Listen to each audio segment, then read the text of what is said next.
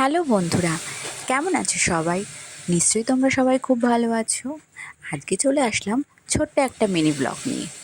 আজকে আমার ডেস্টিনেশন হচ্ছে কোথায় বলো তো বন্ধুরা? তোমরা কি কিছু আন্দাজ করতে পারছো?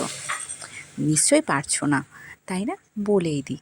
আজকে আমার ডেস্টিনেশন হচ্ছে নৈহাটি। নৈহাটি মানেই বড় মা, সেটা তো তোমরা সবাই জানো। আজকে চলে গেছিলাম বড় মার কাছে পুজো দিতে। তো অনেক দিনের ইচ্ছে ছিল যাওয়ার।